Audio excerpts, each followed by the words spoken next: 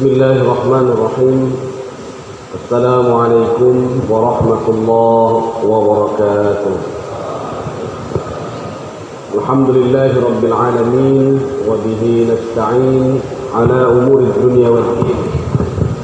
أشهد أن لا إله إلا الله وحده لا شريك له إياه نعبد وإياه نستعين وأشهد أن سيدنا محمدا عبده ورسوله المبعوث رحمة للعالمين. اللهم صل وسلم وبارك على سيدنا محمد وعلى آله وأصحابه المجاهدين في إقامة الدين. أما بعد. Alhamdulillah, kita bersyukur kehadiran Allah Subhanahu wa taala. Pada siang yang berbahagia ini Allah mempertemukan kita di rumah Allah yang mulia ini dalam rangka saya mengatakan ini bukan pelatihan, karena tidak etis rasanya melatih para asatidz. Jadi ini hanya sekedar tukar informasi atau berbagi informasi, berbagi ilmu di antara kita semua. Mudah-mudahan pertemuan kita ini adalah pertemuan yang diberkahi oleh Allah Subhanahu wa taala, pertemuan yang selalu dilimpahkan rahmat oleh Allah Subhanahu wa taala. Salawat dan salam kita haturkan kepada junjungan Nabi kita Muhammad sallallahu alaihi wasallam. Mudah-mudahan kita semua masuk dalam barisan orang-orang yang kelak akan bersama Rasulullah sallallahu alaihi wasallam di dalam surganya Allah Subhanahu wa taala. Para asatidz dan adik-adik santri yang saya muliakan, pertama sekali saya ingin menyampaikan bahwa pada awalnya saya memperkirakan acara ini diikuti oleh para santri atau orang awam, artinya orang umum ya, bukan para asatidz, bukan hanya santri tapi orang luar juga ikut. Awalnya seperti itu, sehingga saya memperkirakan materi pelatihan ini akan bisa disampaikan secara efektif selama 2 hari. Itu pun hanya berkaitan dengan topik-topik atau tema-tema yang umum ya, yaitu tentang dunia jin dan ruqyah. Adapun tema-tema lain yang lebih detail seperti masalah kerasukan, sihir, ain, dan banyak lagi tema-tema penting dalam ruqyah ini, itu mungkin perlu pendalaman lebih khusus, karena perlu ada diagnosa dan sebagainya. Tapi kalau mau membaca itu ada dalam buku yang saya tulis ini yang terbaru, di sini belum ada ya, Fikih Ruqyah, Diagnosa, Terapi dan Hukum. Kalau mau ada di depan sana. Di dalam buku Fikih Ruqyah ini insyaallah diagnosa tentang kerasukan, tentang sihir, tentang ain dan cara-cara terapinya itu sudah ada. Kalau para asatidz mungkin dengan membaca pun sudah bisa memahami itu. Nah, jadi oleh karena itu, kalau hari ini memungkinkan bisa kita selesaikan, maka nanti akan kita selesaikan.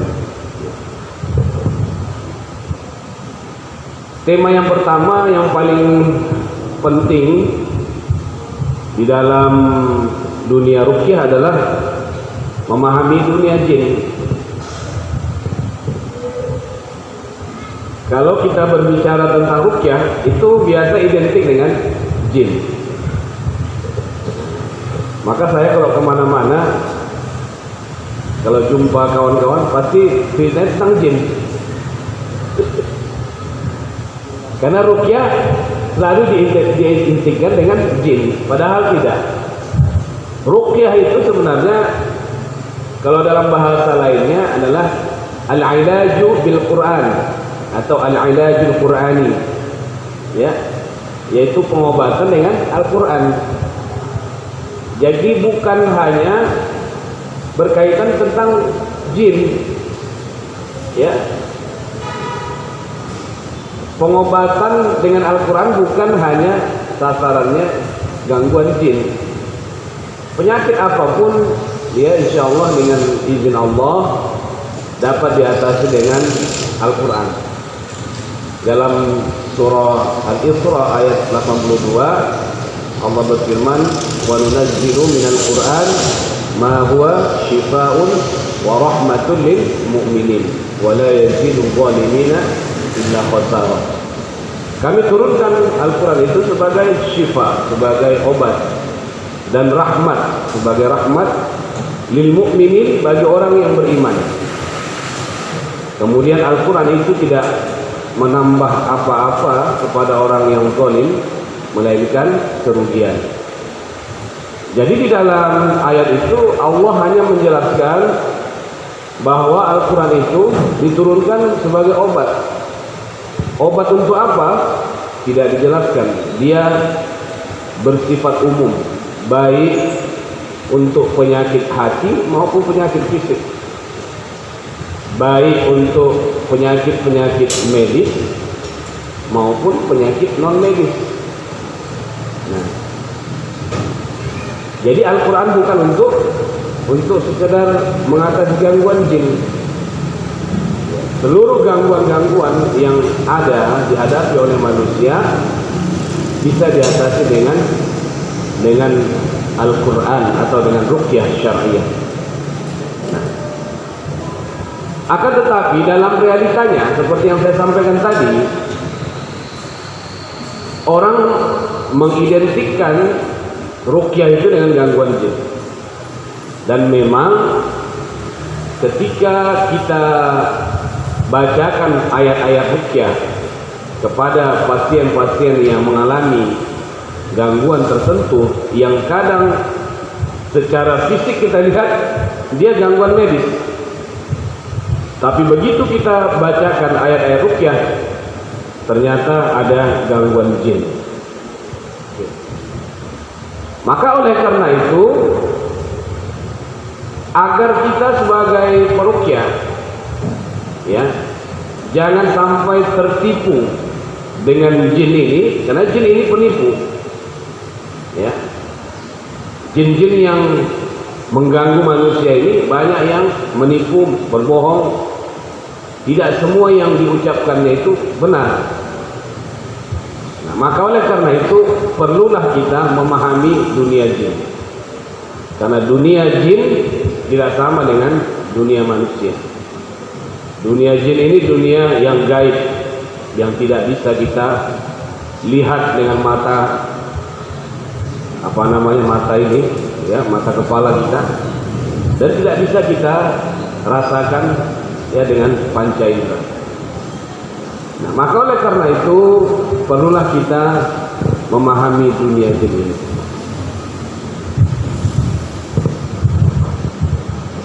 Kita sebagai seorang mukmin yang beriman kepada Allah, pada Rasulullah, pada kitab suci Al-Quran, kita menyadari bahwa jin ini ada, ya. Bukan berita bohong, bukan informasi yang bersifat khurafat. Kenapa? Karena di dalam Al-Quran sendiri secara khusus Allah Subhanahu wa Ta'ala membicarakan atau menyediakan satu surah khusus untuk menceritakan tentang dunia jin. Kalau kita tadabburi isi dan pesan dari surah Al-Jin, ya, kita akan memahami bahwa jin itu ada, kemudian mereka juga bercerita tentang karakter dan sifat-sifat mereka. Walaupun tidak semua, tetapi secara garis besar sudah disebutkan di dalam surah tersebut. Jadi kita sebagai seorang mukmin dari surah Al-Jin ini dapat menangkap beberapa pesan. Pertama, mengimani adanya makhluk bernama jin dan alam jin itu sendiri ada. Ya. Jadi tidak seperti sebagian kelompok ya atau aliran pemikiran yang mengatakan jin itu tidak ada. Kelompok-kelompok seperti Mu'tazilah misalnya, mereka menganggap jin itu tidak ada. Ya. Ada kelompok-kelompok materialisme yang menilai segala sesuatu itu ada kalau ada bendanya. Kita tidak seperti itu. Walaupun jin ini gaib, ya tidak kelihatan, tapi karena Al-Quran dan Sunnah Rasulullah SAW sudah menginformasikan itu, maka kita wajib ya mengimani. Di dalam kajian akidah kita sendiri, kita memahami bahwa ada pembahasan apa yang disebut dengan ar-ruhaniyat, ya. Ar-ruhaniyat ini makhluk-makhluk gaib seperti jin dan malaikat. Nah, jadi jin dan malaikat ini sama-sama gaib bagi kita. Kita tidak bisa melihat jin, tidak bisa melihat malaikat. Nah, ini diajarkan di mana? Di dalam ilmu akidah. Jadi kalau kita belajar akidah, dua hal ini, dua tema ini, jin dan malaikat ini ada dibicarakan. Kemudian kita harus meyakini bahwa yang maha kuasa dan maha berkehendak adalah Allah Subhanahu wa taala. Jin makhluk ciptaannya sama seperti manusia yang lemah. Ada satu ketakutan terkadang di antara manusia kalau berbicara tentang jin. Seakan-akan jin itu lebih hebat ya dari manusia. Padahal jin juga makhluk yang lemah. Ya. Bahkan manusia sebenarnya lebih mulia dari bangsa jin. Tetapi karena apakah adat istiadat atau tradisi di dalam masyarakat kita yang membesar-besarkan masalah jin ini, sehingga kita menganggap jin itu lebih hebat, lebih berada di atas manusia. Ya. Padahal jin juga makhluk yang lemah. Nanti akan kita bicarakan secara khusus tentang masalah jin ini, apakah dia sama seperti manusia atau bukan. Kemudian kalau kita baca juga dalam surah Al-Jin, ya, kita meyakini bahwa ayat-ayat Quran dapat memberikan pengaruh kepada jin. Ya. Tadi sudah dibacakan di awal-awal surah Jin itu, ya, mereka mengatakan bahwa Al-Quran itu adalah sesuatu yang menakjubkan. Ya. Jadi bagi jin-jin itu ayat-ayat Quran itu sesuatu yang sangat memberikan pengaruh. Makanya yang bisa mengatasi gangguan jin itu adalah ruqyah. Ruqyah syar'iyah. Kalau dia jin kafir, dia akan merasa sakit, ya, dia akan merasa tersiksa ketika mendengarkan ayat-ayat Quran. Kalau dia jin muslim, dia akan merasa tersentuh dengan bacaan ayat-ayat Quran. Jadi kita tidak perlu cara-cara yang lain. Tidak perlu kita ada jimat, tangkal atau mantra-mantra tertentu. Ya, itulah yang harus kita hilangkan. Karena apa? Karena selain ruqyah, ya, selain ayat-ayat Quran, itu jin tidak akan takut jin tidak akan takut. Karena apa? Karena benda tidak memberikan pengaruh kepada jin, kecuali benda-benda yang memang oleh Al-Quran dan hadis Rasulullah diinformasikan itu menjadi hal yang ditakuti oleh jin atau bermanfaat untuk mengatasi gangguan sihir dan sebagainya. Kemudian dari surah Al-Jin juga kita bisa mengetahui beberapa sifat jin. Yang pertama diantaranya adalah mereka ada yang sesat dan menyesatkan, tapi ada juga yang beriman. Ya. Jadi tidak semua jin itu kafir, tidak semua jin juga muslim. Jadi ada jin muslim, ada jin kafir. Yang muslim juga ada dua, ada yang soleh, ada yang fasik. Ya. Jadi kalau kita berinteraksi dengan dunia jin, ya, dalam praktek ruqyah, ya, kita boleh menanya, ya, ini kamu Islam atau bukan? Ya, kamu Islam atau bukan? Perlu kita tanya seperti itu. Karena untuk lebih mudah masuk, ya, ke dalam pemahaman mereka atau bisa mempengaruhi mereka. Kalau dia jin kafir misalnya, kita bisa dakwahi dia masuk Islam. Jadi ruqyah ini di samping dia terapi, dia juga media dakwah. Itu luar biasa. Dakwahnya itu pun bukan untuk manusianya saja, jin yang kita dakwahi.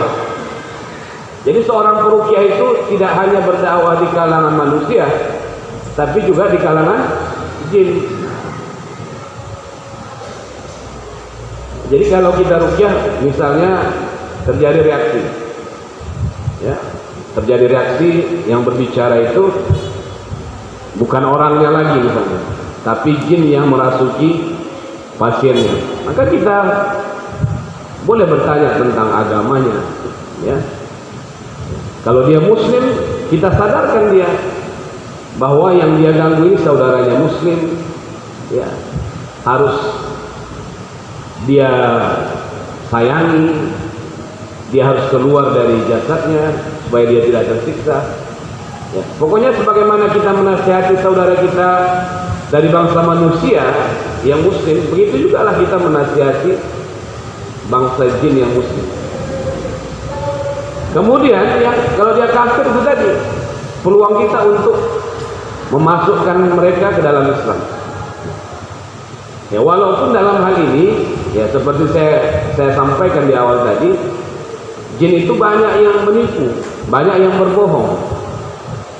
Jadi bisa saja dia mengaku masuk Islam, ya, bisa saja dia mengaku muslim, padahal kafir. Jadi kita juga harus memahami itu. Nah, disinilah perlunya jam terbang yang tinggi. Kenapa? Karena banyak peruqyah pemula itu, ya, apa yang diucapkan oleh jin itu dia percaya 100%. Itu yang pertama. Kemudian mereka tidak dapat memberi manfaat ketika manusia meminta perlindungan kepada mereka. Ya. Jadi kita manusia tidak boleh meminta perlindungan, minta tolong, minta bantuan kepada jin, apapun alasannya. Karena jin-jin itu sendiri tidak punya kuasa. Mereka juga lemah. Jadi kalau mereka mengatakan sesuatu, menjanjikan sesuatu sebagai bentuk pertolongan dan sebagainya, nah maka kita perlu berhati-hati. Kemudian mereka tidak punya kekuatan ketika dihadapkan dengan kekuatan Allah Subhanahu wa Ta'ala. Itu sebahagian dari apa yang disampaikan dalam surah Al-Jin, ya. Bagi para asatidz mungkin nanti bisa merujuk kembali tafsir-tafsir Al-Quran untuk memperdalam, ya, masalah isi kandungan surah Al-Jin ini. Kemudian karakter alam jin. Kita berangkat dari apa yang disampaikan oleh Al-Qadhi Abdul Jabbar Al-Hamdani. Beliau berkata, "I'lam anna ad-dalil 'ala itsbat wujud al-jin as-sam'u dun al-aqli. Wa dhalika annahu la tariqa lil-aqli illa ila itsbat ajsamin ghaibatin." Ketahuilah bahwa dalil untuk menetapkan keberadaan jin adalah as-sam', mendengar. Artinya melalui nas-nas, ya, Al-Quran dan hadis. Dunal aqli, bukan melalui akal atau logika. Jadi kalau kita membahas dunia jin ini, tidak semata-mata memakai logika, karena logika kita terbatas untuk memahami dunia jin. Jadi yang kita jadikan sebagai dalil tentang keberadaan jin dan seluruh hal-hal yang terkait dengan dunia jin adalah Al-Quran dan Sunnah Rasulullah SAW, serta perkataan ulama-ulama yang dapat dipegang. Karena akal tidak mungkin bisa menjelaskan, ya, menetapkan hal-hal yang berkaitan dengan dunia gaib. Nah, ini juga sejalan dengan firman Allah Subhanahu wa taala dalam surah Al-Hujurat, "Ya ayyuhalladzina amanu la tuqaddimu baina yadayillah wa rasulih wattaqullaha innallaha samiun 'alim." Artinya, wahai orang yang beriman, janganlah kamu mendahului Allah dan Rasul. Ya, artinya jangan kita menciptakan satu informasi yang tidak disampaikan oleh Allah dan Rasulnya, khususnya terkait dengan jin ini. Ya. Kenapa? Karena kita tidak punya akses ke sana. Kita tidak punya jalan untuk bersentuhan dengan dunia jin secara langsung. Kecuali orang yang terkena gangguan jin. Kalau ada orang mengaku bisa dia masuk ke dunia jin, ya itu berarti dia ada gangguan jin. Apalagi dia bisa berdialog berjam-jam, ya, dengan jin, itu berarti dia sudah sangat lemah di hadapan jin. Karena jin itu lemah. Ketika dia masuk ke dunia manusia, dia lemah. Makanya jin itu nggak pernah dia nampak duduk minum kopi, ya kan. Nah, nongkrong kan nggak pernah kan. Ya, paling orang melihat jin itu sekilas, ya, seperti bayangan, atau melihatnya dalam bentuk yang menyeramkan, tapi sebentar, tidak sampai berdialog lama, bercerita, tidak. Kenapa? Karena jin itu menyadari bahwa dia berada di dunia yang bukan dunia dia. Kayak kita misalnya, kita masuk ke dalam air, bisa nggak kira-kira lama bertahan? Ya bisa, lemah kita di situ. Ya, 5 menit aja kita menyelam sudah ngos-ngosan, ya kan? Nah, jin juga begitu. Ketika dia masuk ke dunia manusia, dia nggak bisa lama. Seperti ikan naik ke daratan atau makhluk daratan masuk dalam air. Jadi ketika satu makhluk berada di dunia yang bukan dunianya, dia lemah. Nah, begitulah jin itu. Jadi ketika dia berada di dalam diri manusia, ketika dibacakan ayat-ayat Quran, dia reaksi. Karena dia tidak tahan mendengarkan ayat-ayat Quran itu. Jadi sekali lagi, ya, ketika kita berbicara tentang dunia jin, maka landasan kita adalah Al-Quran dan Sunnah, serta perkataan atau pendapat ulama-ulama yang memang bisa dijadikan sebagai hujjah.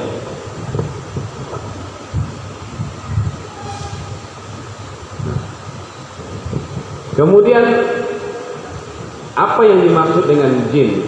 Ya. Nah, ini kita perlu mendefinisikan. Jin, kalau kita telusuri akar katanya, ya, itu terdiri dari huruf jim, nun, nun. Jadi jim, nunnya 2. Ya. Jannah, ya, jannah itu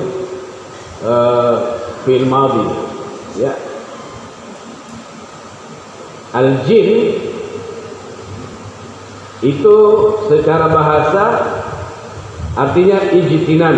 Ijtinan ini artinya tertutup, ya, tersembunyi. Wastitar, tertutup.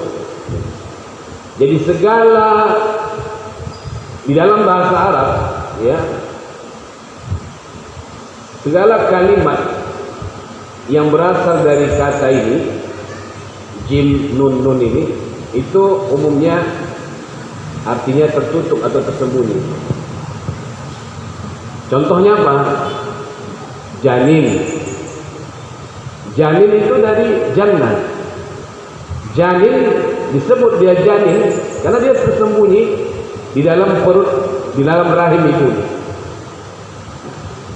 Kalau di zaman dulu kita nggak bisa tahu dia laki-laki atau perempuan dulu. Sekarang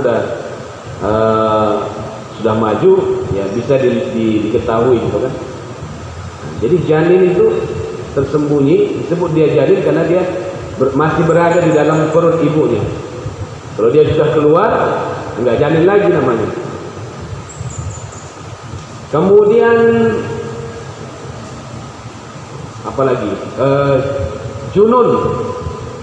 Junun itu apa artinya? Gila, ya kan? Junun. Kenapa disebut junun? Karena akalnya tertutup. Akalnya tertutup. Maka dia gila. Kemudian junnah. Ada hadis al-siyamu junnah. Puasa itu adalah perisai. Apa arti perisai? Fungsinya menutupi orang yang menggunakannya dari serangan musuh. Tahu perisai kan? Kalau orang berperang zaman dulu itu ada pedang, ada perisai. Nah, jadi perisai inilah yang menutupi badannya supaya tidak terkena serangan musuh. Nah, perisai itu bahasa Arabnya apa? Junnah. Nah. Kemudian apa lagi? Jannah. Jannah apa artinya? Surga atau taman. Disebut dia junnah atau jannah karena dia tertutup oleh pohon-pohon yang rindang. Dia ditutupi oleh pohon-pohon yang rindang atau tumbuhan-tumbuhan yang banyak. Apalagi kira-kira yang sama? Tadi ada janin, junun, jannah, junnah, ya. Kalau kita cari, termasuklah jin ini. Jin ini disebut dia jin kenapa? Karena dia tertutup, tidak kelihatan, tersembunyi. Ya. Itu secara bahasa. Ya. Adapun secara istilah, ya, atau terminologi, jin itu sering disebut dengan ajsamun latifatun hawaiyatun tatashakkalu bi ashkalin mukhtalifah wa yadhharu minha wa tadhharu minha af'alun ajibah.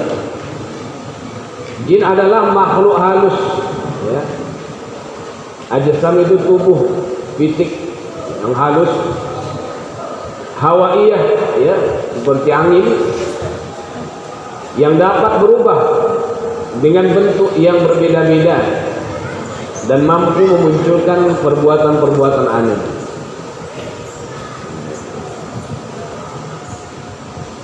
Jadi jin itu latifah, halus. Nah, kalau kita sering dalam masyarakat kita menyebut makhluk halus, gitu kan? Nah, makhluk halus itu bahasa Arabnya ajsamul latifah. Ya, makhluk yang memiliki jisim atau fisik atau bentuk yang halus. Halusnya itu seperti apa? Hawaiyah itu seperti hawa, angin, ya. Tapi dia bisa berubah-ubah bentuk, ya. Dia sekali mukhtalifah. Maka jin itu bisa membentuk, menampakkan diri seperti apa?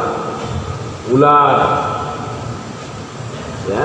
Kadang-kadang di rumah kita masuk ular. Jangan dianggap itu semuanya ular biasa, ya. Kecuali memang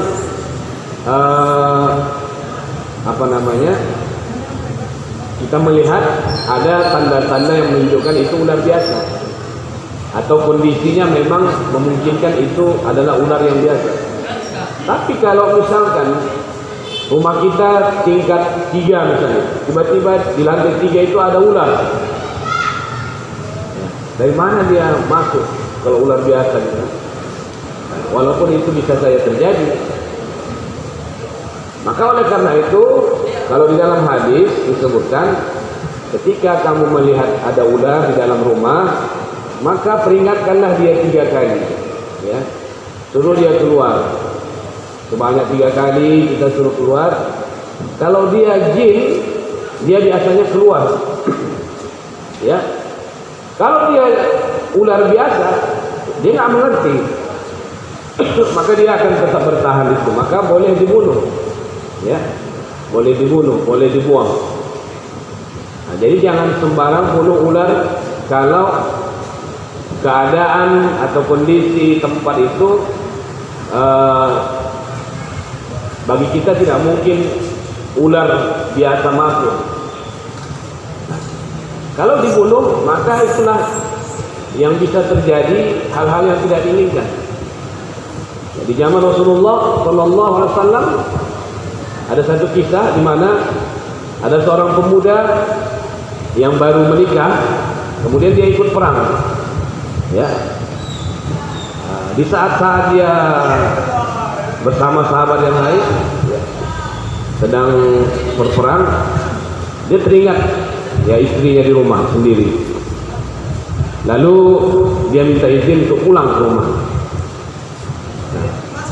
Sahabat-sahabat atau orang-orang yang ada di sekitar itu menyuruh dia pulang dan jangan lupa membawa senjata, karena dikhawatirkan ada musuh nanti di tengah jalan. Akhirnya pemuda ini pun pulang menuju rumah.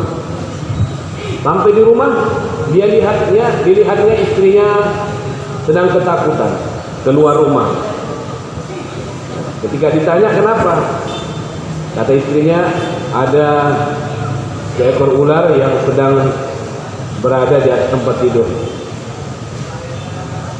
Tanpa berpikir panjang, pemuda ini pun, karena dia tadi bawa tombak, dia langsung membunuh ular yang ada di atas tempat tidur itu. Dibunuhnya mati.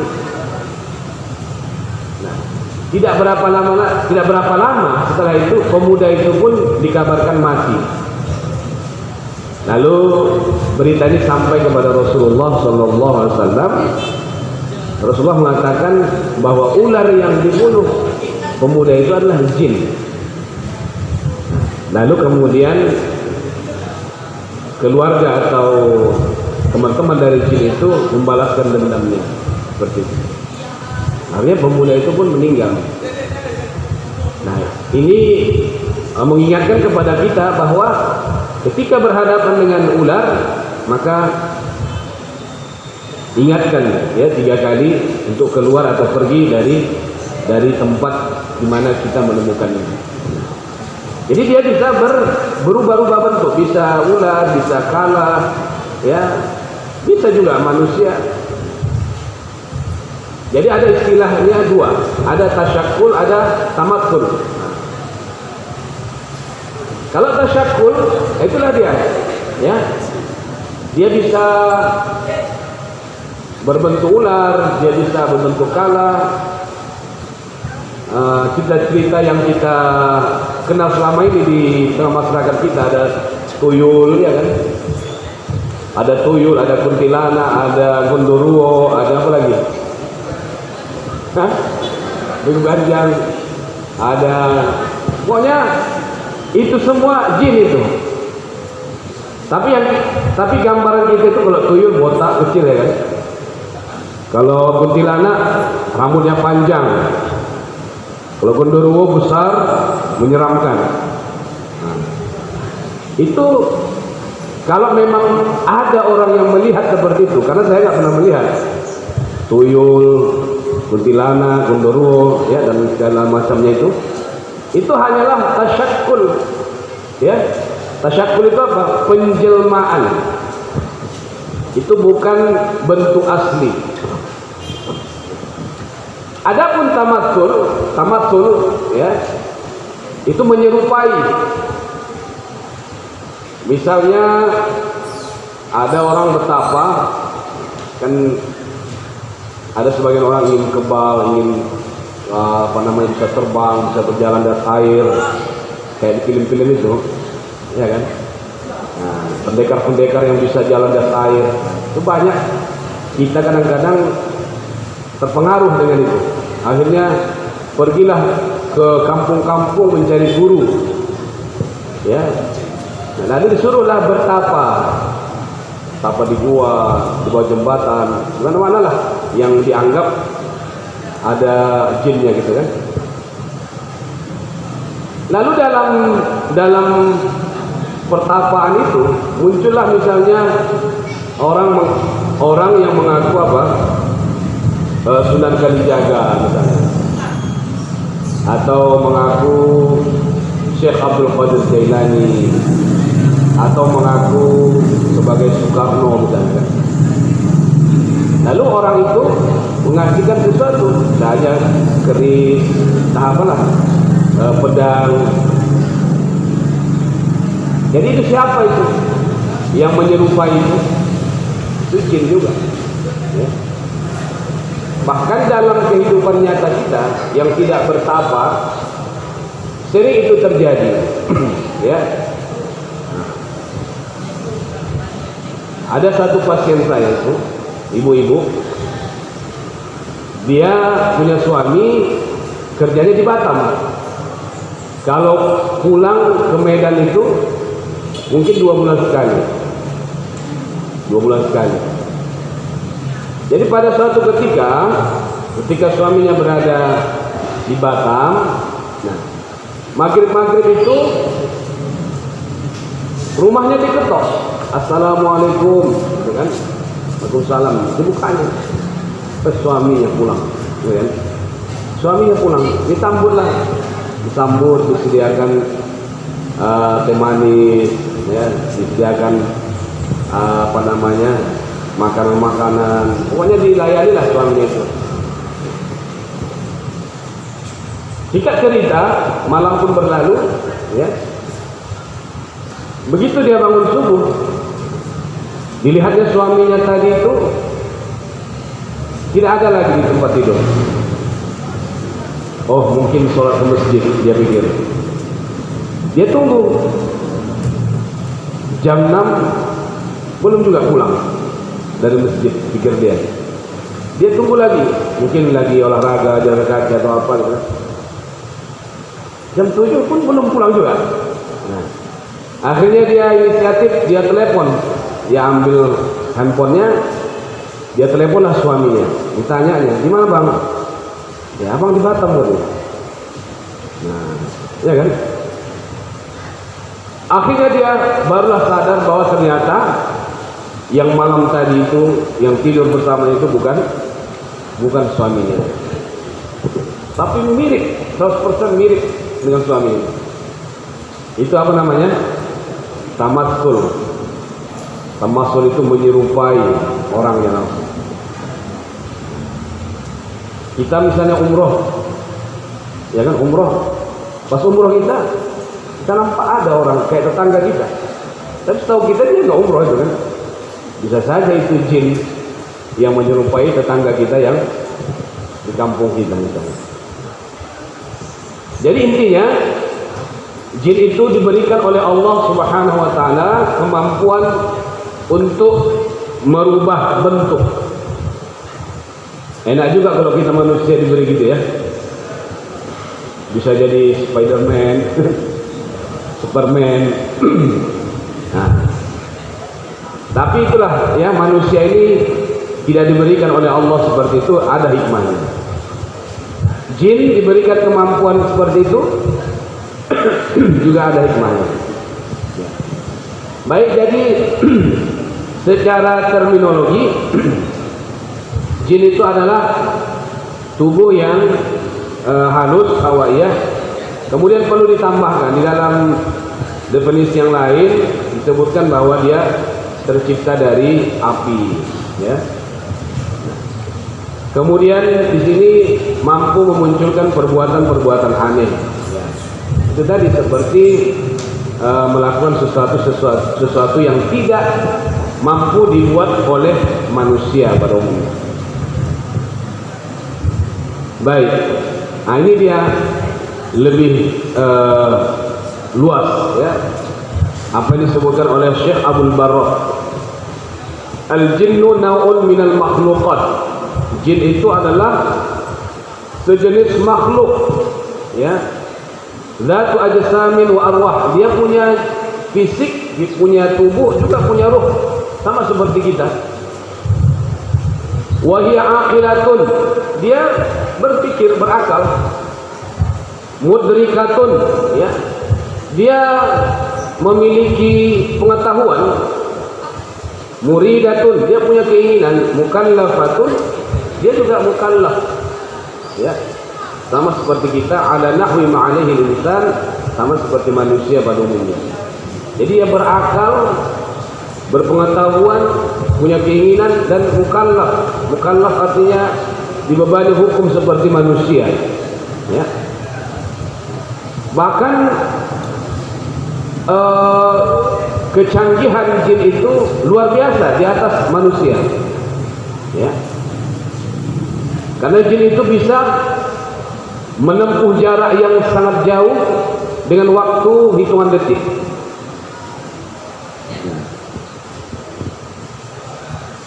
Apa yang terjadi di Jakarta pada saat ini bisa diketahui oleh jin. Begitu cepatnya. Dia bukanlah artinya sama seperti manusia. Ya, mereka yang muslim sholat, wajib puasa dan sebagainya. Khuliqu min maddatin, mereka diciptakan dari satu materi. Asluha marijun nar, asalnya adalah dari api, ya, dari bagian api yang paling bersih. Kalau kita membakar atau mungkin gas, tahu gas? Itu kan ada seperti berwarna biru, bersih gitu kan. Kalau api itu kan biasa ada hitam, ada merah, ada ini. Kalau jin itu dia tercipta dari bagian api yang paling jernih, paling bersih. Ya. Wa hiya khalisuhu ahsanuhu, yaitu bagian yang paling bersih dan paling baik. Wa tabi'atu khilqatihim laha mahiyah, tabiat penciptaan mereka itu punya hakikat. La ya'lamu kunhaha wa kaifiyataha illallah, tidak diketahui hakikat dia dari kaifiatnya kecuali Allah saja yang tahu. Mustatiruna 'anil hawas, mereka tidak mereka tertutup dari panca indera atau indera manusia. Fi asli khilqatihim, menurut asal penciptaannya. Jadi kalau penciptaan asli bangsa jin itu mereka nggak bisa dilihat, nggak bisa diraba, nggak bisa tercium, nggak bisa dirasakan oleh seperti kita kena angin, terasa gitu. Nah, ini juga bagi kita sebagai seorang ruqyah perlu dipahami. Kenapa?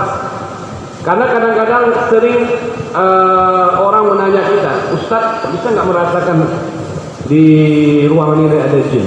Nah, kalau saya asal masuk ruang ini merinding saya, bulu kuduk saya ini berdiri. Itu berarti orang yang seperti itu sensitif terhadap gangguan jin. Jadi kalau ada adik-adik yang bisa melihat, ya bisa merasakan, gitu kan? Nah itu hati-hati. Itu bukan kesaksian, tapi kesakitan.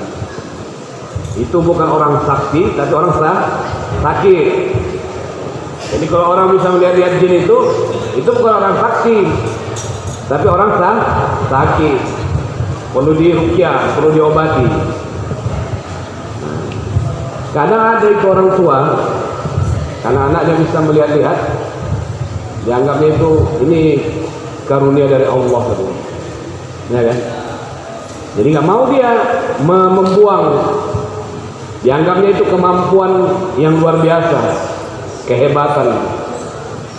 Nah, padahal itu penyakit, suatu kelemahan yang harus dihilangkan.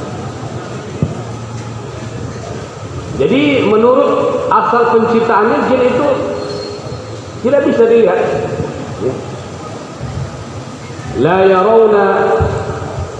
yurawna ala tabi'ati, mereka tidak terlihat, ya, berdasarkan tabiat asli mereka, wala bi suratihi min haqiqah, dan juga bentuk mereka yang sebenarnya kita tidak bisa melihat. Walahum qudratun 'alal tamassul. Nah, ini dia yang tadi. Mereka punya kemampuan 'alat tamassul, menyerupai seseorang, wa 'alat tasyakkul, dan menjelmakan dirinya. Yakuluna wa yashrabuna, mereka makan dan minum, wa yatanakahuna, mereka menikah, wa yatanasaluna, mereka berketurunan, beranak pinak, ya. Wa hum muhasabuna ala a'malihim fil akhirah, mereka juga nanti dihisab di akhirat, ya. Wa ajsamul jin qad takunu kasifatan, ya. Tubuh jin itu kadang dia kasifah, ya. Wa qad takunu raqiqah, kadang dia, ini bahasa namanya kasar, halus gitu, ya. Kapan dia kasar itu? Ketika dia tasyakkul tadi. Wa hadzal ladzi 'alaihi ahlus sunnah wal jamaah, inilah pemahaman ahlus sunnah wal jamaah, ya, tentang dunia jin. Wa li'alamil jinni namusuhum, alam jin itu punya undang-undang, punya qanun, ya, ai qanunuhum wa nizamuhum, ada qanun dan undang-undangnya. Alladzi ya'ishuna wa yamutuna wa yantaqiluna bimujabihi, yang mana mereka hidup, mati, berpindah-pindah berdasarkan undang-undang itu. Nah, jadi setiap alam yang diciptakan Allah, baik alam manusia, alam jin, alam hewan, ya, itu semua ada namus, ada qanunnya. Dan ketika mereka keluar dari alam itu, berarti mereka melanggar qanunnya. Nah, dari sini kita bisa mengambil kesimpulan, ketika jin itu keluar dari alam gaibnya, kemudian dia memperlihatkan tasyakkul kepada manusia, maka berarti dia sudah melanggar qanun yang ditetapkan oleh Allah Subhanahu wa taala. Ketika dia masuk ke dunia manusia, dia melakukan kesalahan. Maka oleh karena itu, ya, yang melakukan perbuatan-perbuatan yang seperti ini itu adalah jin kafir atau jin fasik. Adapun jin yang soleh, yang taat, yang tunduk kepada Allah, dia tidak pernah keluar dari alam, ya, alam gaibnya, kemudian menunjukkan dirinya kepada manusia. Karena dia sadar bahwa dunia dia di sana, bukan di sini. Ketika dia keluar dari dunianya, masuk ke dunia manusia, berarti dia sudah melanggar qanunnya. Jadi ini perlu kita pahami sebagai seorang peruqyah.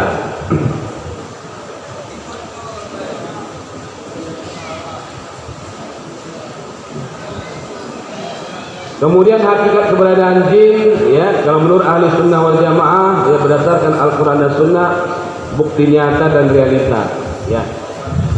Itu dunia jin itu ada, ya. Kalau menurut ahli sunnah wal jamaah, dunia jin itu ada. Al-Qur'annya sudah jelas tadi dalam surah Al-Jin, ya, di dalam hadis juga banyak dijelaskan hadis-hadis yang berkenaan dengan jin.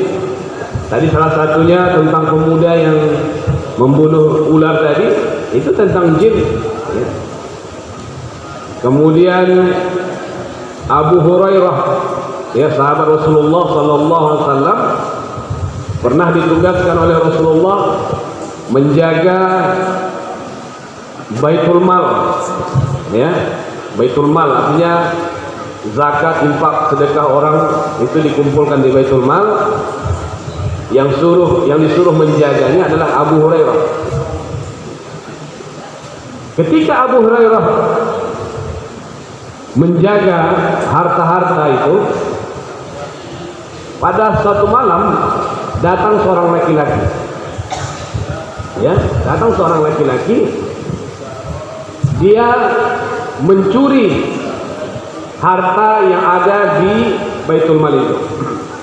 Ketangkap sama Abu Hurairah. Lalu dia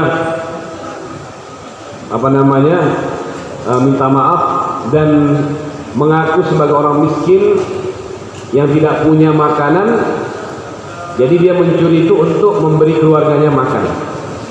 Dilepaskan oleh Abu Hurairah. Besoknya malam kedua datang lagi, mencuri lagi dia, dan alasannya sama, dilepaskan lagi oleh Abu Hurairah. Malam ketiga, besoknya lagi ketangkap. Nah, kali ini Abu Hurairah tidak mau ngasih ampun, ditangkap, kemudian mau dilaporkan kepada Rasulullah sallallahu alaihi wasallam. Tapi itulah, jin ini pandai dia beralasan.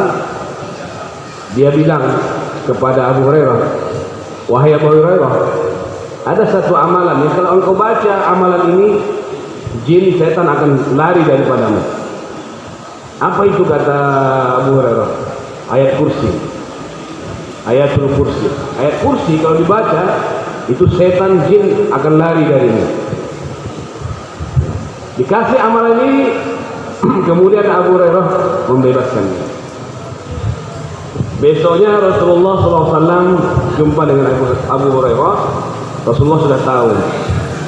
Terus Rasulullah bertanya, tahu nggak siapa yang datang kepadamu 3 malam berturut-turut ini?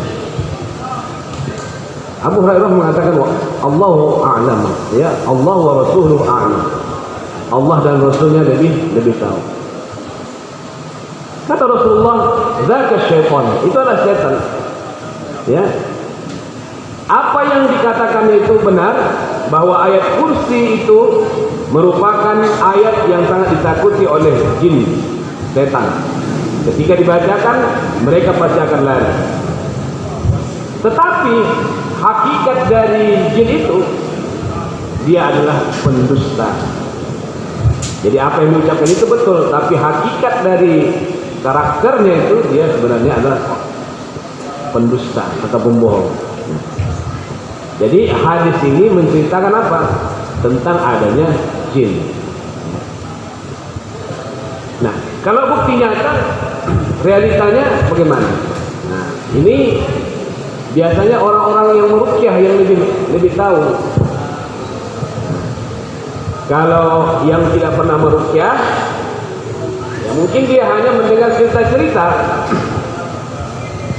Tapi kalau kita sebagai peruqyah, praktisi ruqyah, saya dari 2005 ya sudah terjun di dunia ruqyah ini.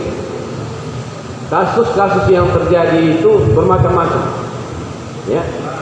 Dan kita bisa membedakan ini gangguan jin dan ini bukan, dari pengalaman kita itu. Ya. Misalkan saya pernah meruqyah ibu-ibu, dia jual sarapan pagi di satu komplek ya di daerah Simpang Lima, bukan Marendau, ya. Awalnya dia sendiri yang jualan di komplek itu. Tidak berapa lama ada orang Cina pindah ke komplek itu, jualan juga. jual sarapan juga. Cina ini sering dia lagi pas mereka jualan itu, dia datang ke warung si ibu ini, lihat-lihat. Ya, pertama nanya kabar, kenalan gitu kan.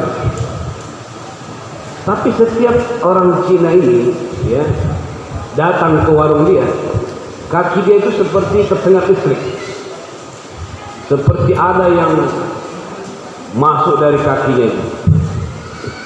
Tapi dia anggap itu biasa aja. Tapi lama-lama menjadi suatu keluhan khusus. Ya, pertama secara fisik dia mulai tidak sehat, sering sakit-sakit, akhirnya jualannya sering tutup. Kalaupun dia jualan, pembelinya sudah berkurang, ya. Karena melihat keanehan-keanehan seperti itu, dia pun diruqyah. Dia datang ke tempat kita minta ruqyah. Ketika kita ruqyah, jinnya itu keluar tapi bahasa Cina. Saya tanya, ketika ibu ini sadar setelah kita ruqyah, dia menjerit-jerit muntah dengan bahasa yang nggak kita pahami, ya, kita cuma katakan udah keluar aja lah, nggak usah bercakap-cakap, ya kan? Kita cakap pun dia paham kita suruh aja dia keluar, kita bacakan ayat kursi, ayat Quran dan seterusnya, akhirnya dia muntah-muntah, ya. Ketika dia sadar, kita tanya, ibu bisa bahasa Cina? Tidak bisa, Pak. Tapi tadi ibu bahasa Cina loh. Nah, ini apa ini? Ini berarti jin, ya gitu. Nggak mungkin orang bisa bahasa Cina secara tiba-tiba, kan gitu.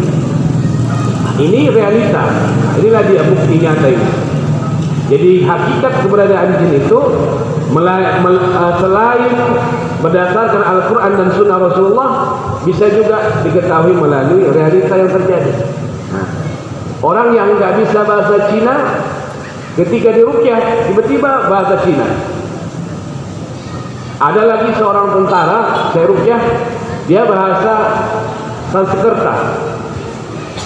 Kata jin itu dia berasal dari Laut Cina Selatan.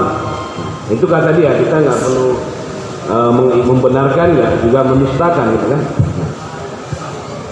Kalau di Bogor, ya, ketika kita dulu ada training ruqyah di Bogor pada tahun 2005 juga, sebelum kita praktek di sini, itu ada seorang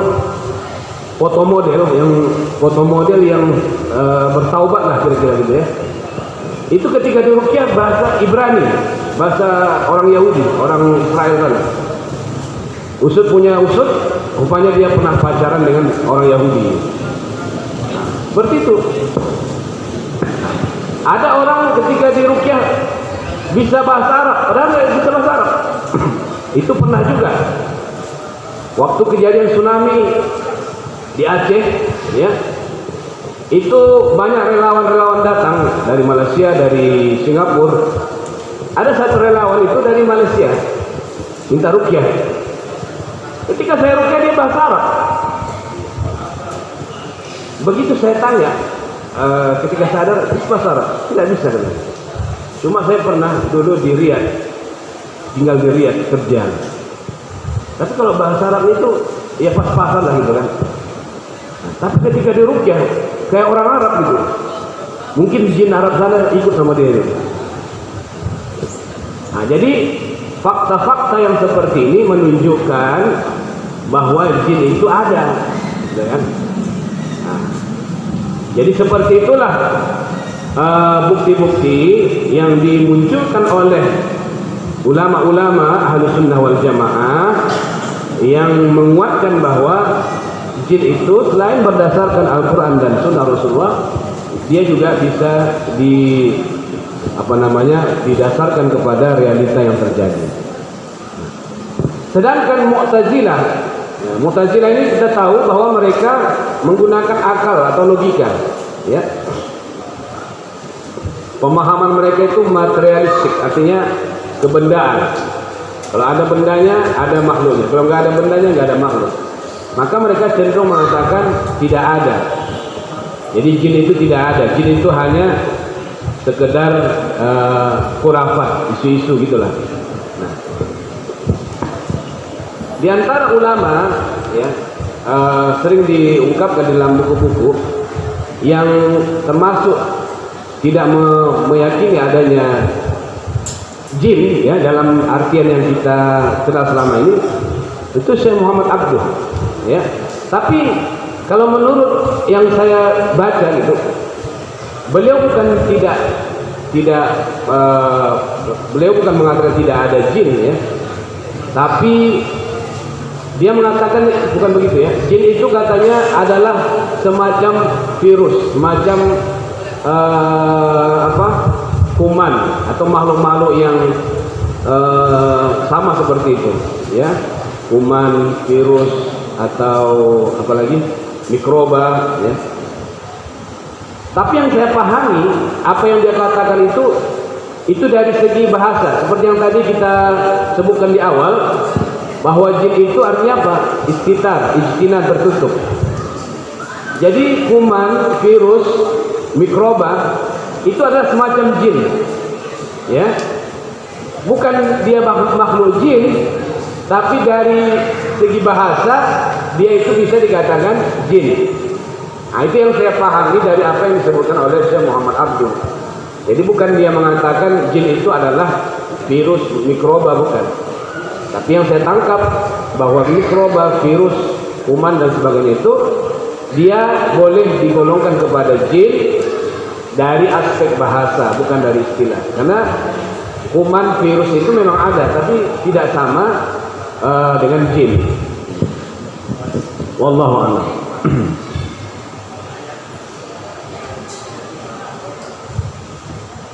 Nah, kemudian asal penciptaan jin tadi sudah disebutkan sekilas ya di dalam perkataan Syekh Al-Bara ini, bahwa mereka diciptakan asluha marijun nar ya.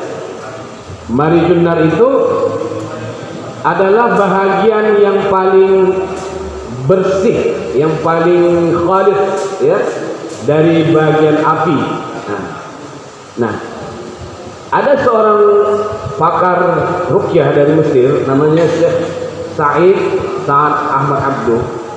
Dia mengatakan bahwa asal jin itu gas ya, api atau gas, tapi dia lebih cenderung mengatakan itu semacam gas. Kenapa? Karena kalau api itu dia cenderung seperti yang kita lihat ya, merah, hitam, ada asap. Tapi kalau gas dia bersih. Nah, itu yang dimaksud dengan marij min nar, ya kan? Nah, jadi alasannya itu di dalam Al-Quran surah Al-Hijr ayat 27 ya, Ar-Rahman ayat 15, Al-Kahfi ayat 50 ya.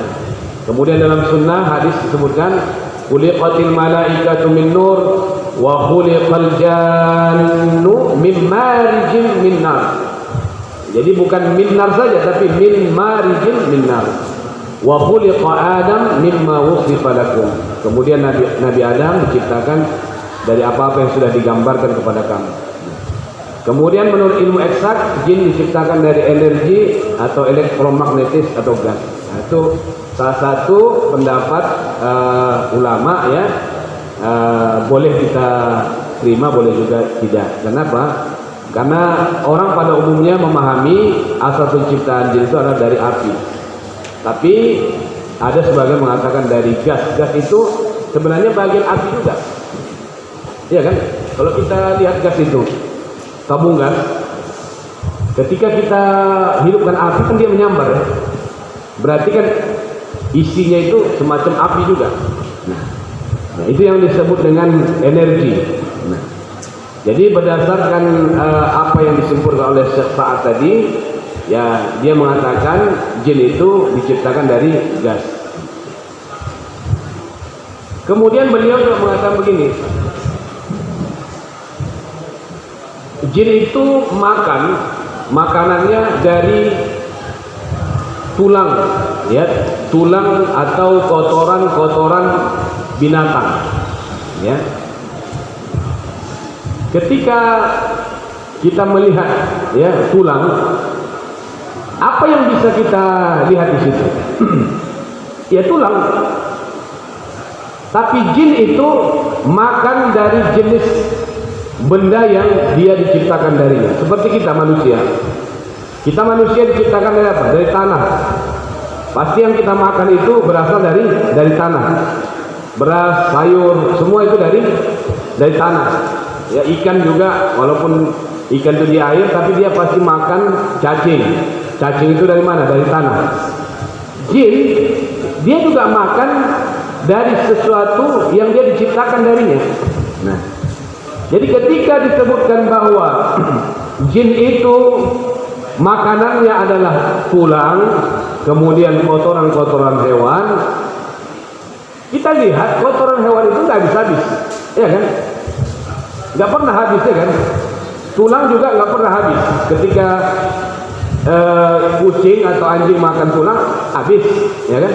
Tapi kalau jin, dia bukan makan tulangnya, tapi apa yang menguap dari tulang itu.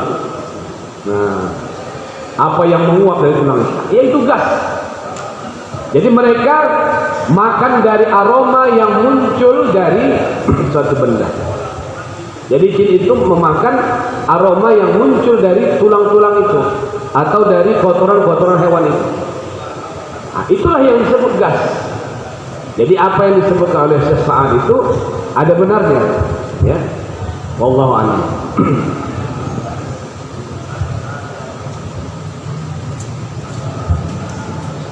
Kemudian ada beberapa istilah yang kadang kita sering salah memahami. Ada iblis, ada jin, ada setan, ya. Iblis itu adalah bapaknya jin, Abul Jin, ya, atau Abul Jan.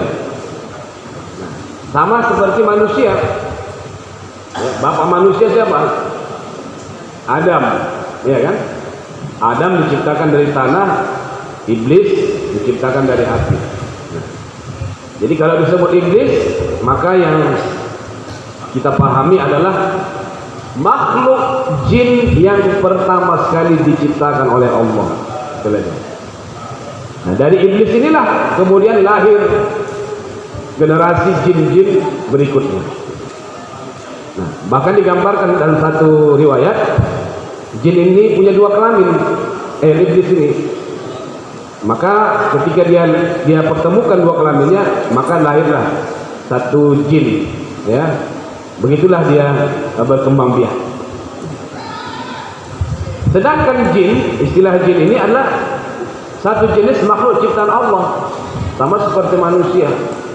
Jadi makhluknya secara umum disebut jin, bapaknya atau asal mereka adalah dari iblis. Kita makhluk ini disebut manusia, insan atau al-ins, ya. Kemudian nenek moyang kita adalah Nabi Adam alaihissalam. Kemudian setan, ini adalah karakter jahat, bisa dari golongan manusia, bisa dari golongan jin kalau setan. Nah, makanya kalau orang udah marah, setan kau pada, kan? Nah, kenapa? Itu karakter jahat. Jadi setiap orang yang jahat bisa disebut setan. Wa kadzalika ja'alna likulli nabiyyin aduwan syayatin al-insi wal jin. Demikianlah kami jadikan bagi setiap nabi itu ada musuhnya. Siapa musuhnya? Syayatin al-ins wal jin. Setan dari golongan apa? Manusia dan jin. Berarti kalau setan itu bukan hanya jin, manusia juga setan. Makanya jangan mau menjadi setan. Nah, kalau ibu-ibu atau bapak-bapak dulu kalau marah sama anaknya, kau anak setan gitu, kan? Padahal dia sendiri yang dibilangnya. Nah, jadi sudah bisa kita pahami, iblis itu bapaknya jin, ya. Kemudian jin itu adalah jenis makhluk ciptaan Allah, setan itu adalah karakter jahat. Maka di dalam surah An-Nas ya, alladzi waswisu fi sudurin nas minal jinnati wan nas. Jadi yang selalu membisik-bisikkan kejahatan itu kepada manusia adalah setan dari golongan jin dan manusia. Nah, kemudian tujuan penciptaan jin apa? Sama seperti manusia, ya, sama seperti manusia. Wa ma khalaqtul jinna wal insa illa liya'budun. Nah, manusia diciptakan, jin diciptakan tujuannya apa? Untuk beribadah. Jadi ini perlu kita ketahui supaya ada hujjah kita gitu.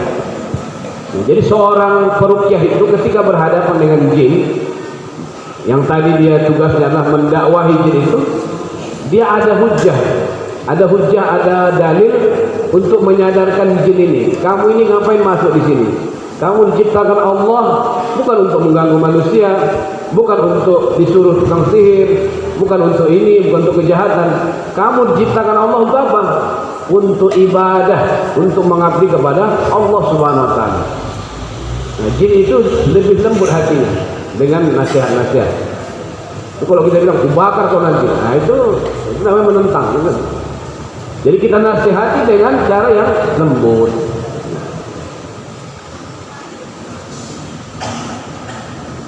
Kemudian agama bangsa jin, ya, ada Islam, ada kafir, ya. Di dalam surah jin itu juga ada disebutkan, ya, ada yang soleh, ada yang fasik. Jin itu yang Islam ada yang soleh, ada yang fasik. Sama kayak manusia juga. Manusia itu ada yang taat, ada juga yang maksiat, ya.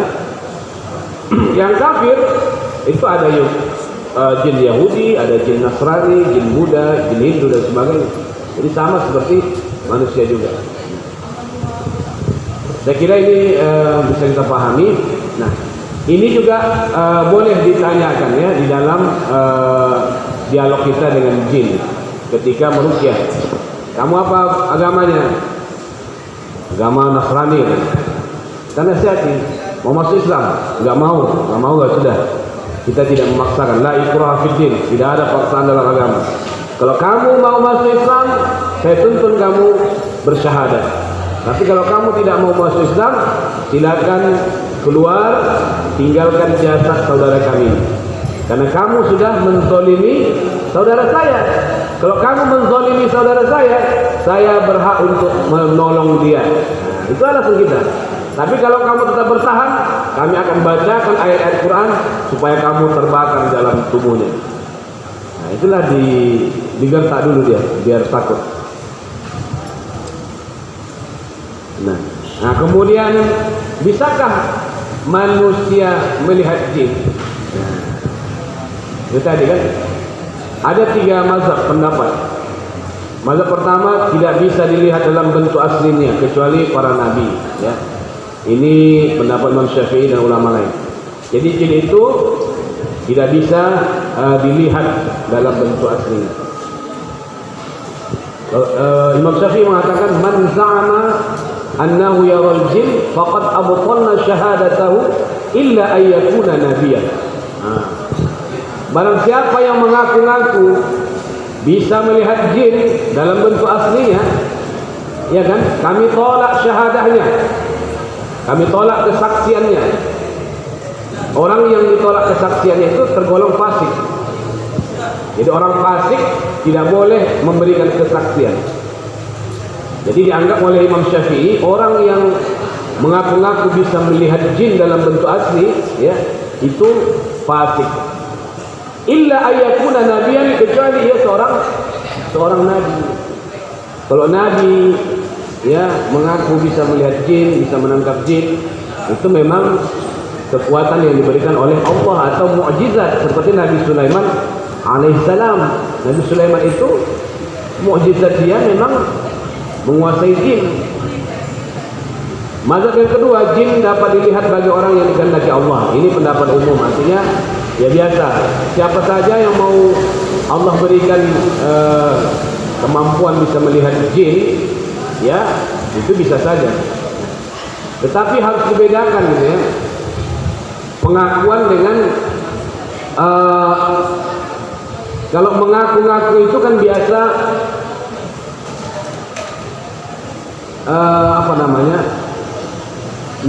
para nabi itu diberikan mukjizat, ya, diberikan mukjizat. Mukjizat itu diberikan oleh Allah kepada para nabi memang untuk disampaikan gitu, bahwa itulah bukti dia sebagai seorang nabi. Tapi kalau ada orang yang mengaku-ngaku dia punya kemampuan melihat jin, nah itu bukan sesuatu yang bisa dibenarkan, karena dia bukan nabi. Tapi kalau dia secara tiba-tiba bisa melihat, misalnya diberikan karomah oleh Allah, tapi dia tidak cerita, atau dia tidak, kapan dia mau dia bisa buat, nah, tidak bisa seperti itu disebut itu sebagai karomah. Nah, contohnya ada orang bisa jalan di atas air, ada orang bisa terbang. Kata Imam Syafi'i, kalau kamu melihat ada orang yang bisa berjalan di atas air, ada orang yang bisa terbang, maka lihatlah kehidupannya sehari-hari, dia mengamalkan sunnah Rasulullah atau tidak. Artinya apa? Bahwa pengakuan-pengakuan seperti itu lebih kepada kemampuan-kemampuan yang dimunculkan oleh jin. Jadi karomah adalah sesuatu pemberian Allah, tapi bukan untuk diumbar, untuk diceritakan, untuk ditunjuk-tunjukkan. Tapi karomah itu terjadi secara tiba-tiba, tanpa diinginkan, tanpa perencanaan dan sebagainya. Pendapat ketiga, jin dapat dilihat pada masa-masa Nabi saja. Ini pendapat Mu'tazilah. Nah, jadi yang kita biasa pegang sebagai pendapat adalah pendapat pertama, ya, bahwa jin tidak bisa dilihat dalam bentuk asli kecuali para nabi. Tapi dalam bentuk tasyakul, dalam bentuk penjelmaan tadi, ya bisa saja siapa yang punya gangguan itu bisa melihat jin. 5 menit lagi. Ini bentar. Kemudian sebagian hewan bisa melihat jin. Dalam hadis disebutkan, "Idza sami'tum nahiqal himar fata'awwadzu billahi minasyaitan, fa innaha ra'at syaitanan. Wa idza sami'tum sayahat dikah fas'alullaha min fadlihi fa innaha ra'at malakan." Muttafaqun alaih. Apabila kamu mendengar ringkikan keledai, maka berlindunglah kepada Allah dari setan, karena sesungguhnya ia melihat setan. Dan jika kamu mendengar kokok ayam, maka memohonlah kepada Allah, meminta karunia-Nya, karena sesungguhnya ia melihat malaikat. Hadis Bukhari Muslim. Begitu juga hadis di bawahnya hampir sama, ya. Jadi sebagian hewan memang bisa melihat jin, ya. Kita pernah, misalnya saya pernah meruqyah seorang ibu-ibu, ya, di komplek yang banyak anjing, ya, di komplek yang banyak anjing. Kebetulan di daerah Wahidin sana, Wahidin kan banyak orang Cina kan, orang Muslimnya udah tinggal sedikit. Jadi ketika saya meruqyah, saya bacakan ayat-ayat ruqyah itu, anjing-anjing itu melolong seperti film-film horor itu lah, ya kan? Nah, jadi tapi sebelum meruqyah dan setelah berhenti ruqyah itu biasa. Jadi ini saya yakini bahwa ketika kita membacakan ayat-ayat ruqyah, jin-jin itu kan ketakutan, berlarian mereka. Maka anjing-anjing tadi melihat jin-jin itu berlarian, takutan, itulah yang mereka gonggong, karena mereka bisa melihat jin.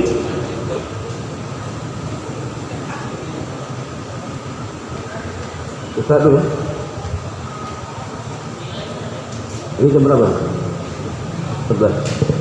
Atau nanti aja. Nanti habis ini pertanyaan. Gimana? Lihat dulu. Lanjut. Kemudian jin tidak mengetahui perkara gaib, ya. Jin tidak mengetahui perkara gaib. Jin itu makhluk gaib, tapi dia tidak bisa mengetahui perkara gaib. Kapan orang mati, ya, di mana jodoh seseorang, ya kan? Apa yang terjadi besok akan datang, itu dia tidak tahu.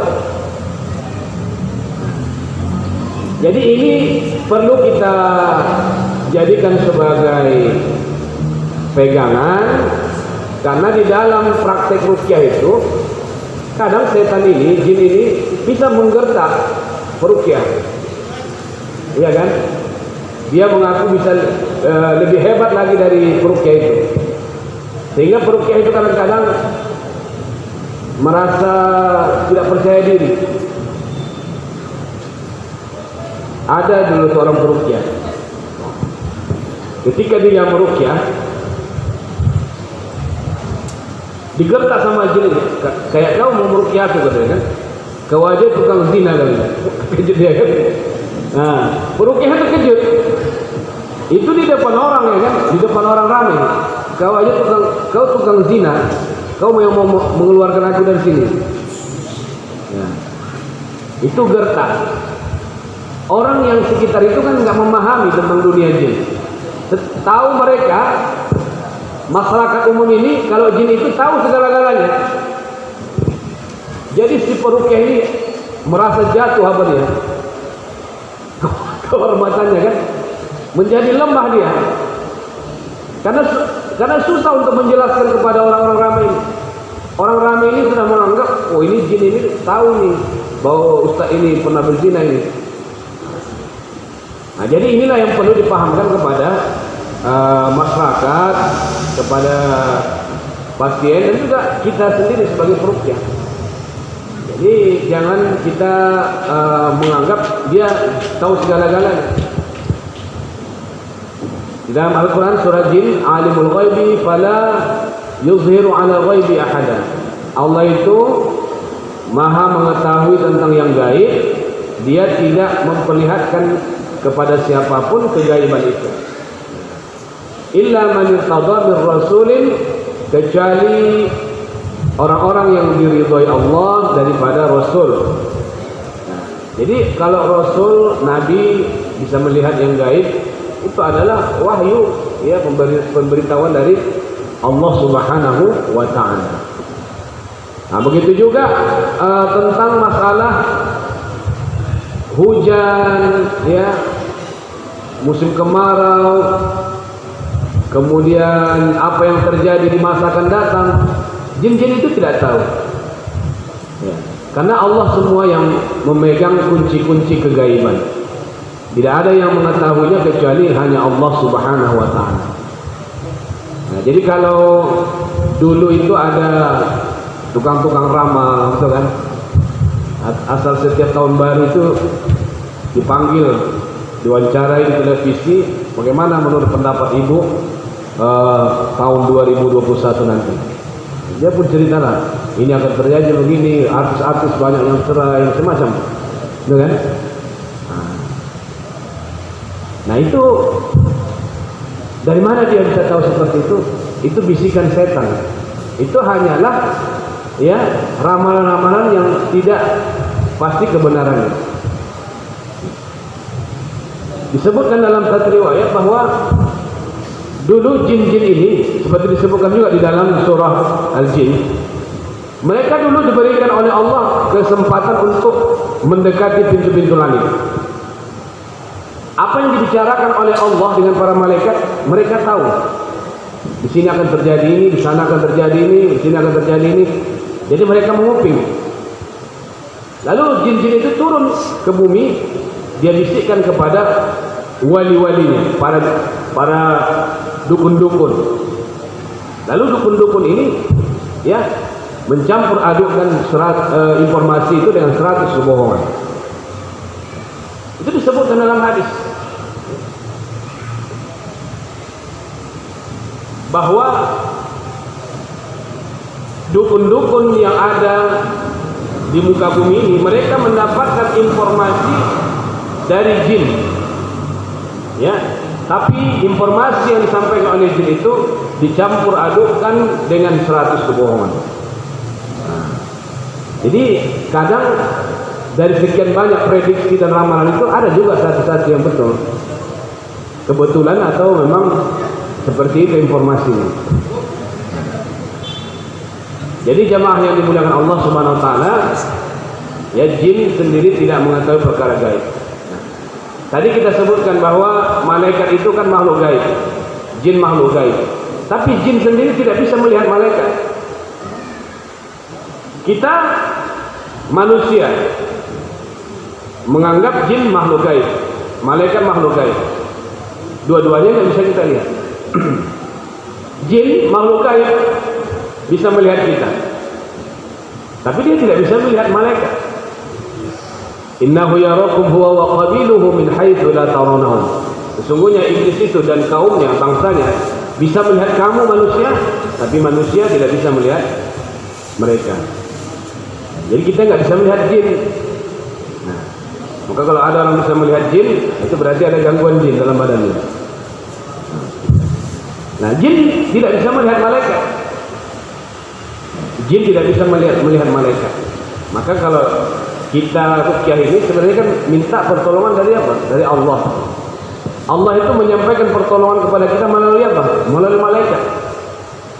Jadi kalau kita mau meruqyah itu, ya, harus di tempat yang memang disukai oleh malaikat, atau dalam kondisi di mana kita dalam keadaan disukai oleh malaikat. Misalnya gini, rumah yang tidak disukai malaikat itu apa? Rumah yang ada gambar-gambar bernyawa, patung-patung, anjing, lonceng, ya kan? Lonceng, kita lonceng. Nah, itu nggak boleh, karena itu disukai oleh setan. Jadi ketika di tempat kita meruqyah ada benda-benda ini, maka malaikat tidak akan datang. Maka pertolongan Allah itu tidak akan datang. Kenapa? Karena terhalangi dengan keadaan yang ada. Saya pernah sering meruqyah di rumah sakit, tapi suatu ketika saya disuruh meruqyah di rumah sakit Elizabeth. Setiap ruangan itu ada salib, ya kan? Jadi salah satu yang menghalangi malaikat masuk itu ada salib. Jadi di rumah kita jangan ada sesuatu yang berbentuk salib, karena itu tidak disukai oleh malaikat, tapi disukai oleh setan, jin. Maka saya minta supaya pasien dipindahkan. Ya kalau dia mau silakan, kalau enggak ya terserah dia di situ. Akhirnya dipindahkan ke rumah sakit Malahayati. Barulah dia diruqyah. Kalau kita meruqyah di ruangan yang ada salib itu, kita meyakini bahwa malaikat tidak akan masuk di situ. Yang ada justru setan. Ya. Begitu juga di rumah yang ada gambar-gambar harimau, ya, gambar-gambar makhluk-makhluk bernyawa, kita suruh tutup atau turunkan. Jadi bukan sembarang meruqyah, ya, supaya hasil ruqyah yang kita lakukan itu betul-betul maksimal. Ada pertolongan dari Allah melalui malaikat-malaikat. Nah, begitu juga patung-patung. Sekarang di rumah-rumah orang kaya itu banyak patung-patung, karena mereka mau ruqyah, tapi patung juga dipasangnya gitu kan. Jadi seperti itu yang harus kita pahami dalam praktek ruqyah.